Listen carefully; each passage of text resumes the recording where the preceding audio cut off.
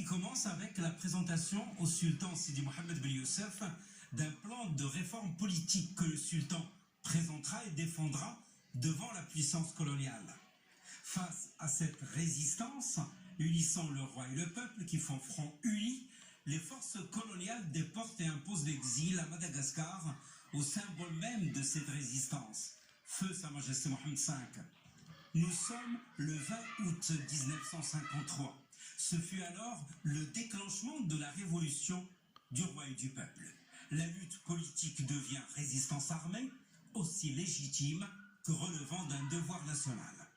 Un peu plus de 2 ans plus tard, nous sommes le 16 novembre 1955, Feu Sa Majesté le roi Mohammed V regagne la mère patrie. Les 16, 17 et 18 novembre sont depuis décrétés comme étant les 3 glorieuses, commémorant chaque année le retour triomphal à Rabat de Feu Sa Majesté le roi Mohammed V après près de 27 mois d'exil forcé par la puissance coloniale de l'époque.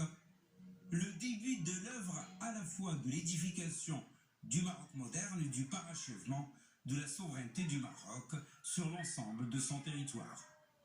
À peine 14 ans après l'indépendance, ce fut la poursuite avec doigté de l'unité territoriale avec la récupération de Sidi Ifni en 1969.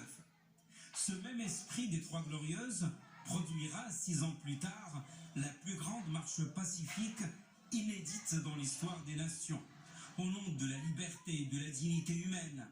La marche verte qui permettra au Maroc de recouvrer sa souveraineté juridique et historique sur son Sahara, sur cette province du Sud. 4 ans après la marche verte, c'est la province d'Oued Dahab qui regagne la mère patrie. C'était le 14 août 1979. Aujourd'hui donc, le peuple marocain se remémore avec grande fierté toutes ces épopées de recouvrement par le royaume de sa souveraineté sur l'ensemble de son territoire. La fête de l'indépendance offre aux générations présentes et futures de grands enseignements sur l'enracinement exemplaire de liens indéfectibles entre le trône et le peuple au sein d'un royaume millénaire.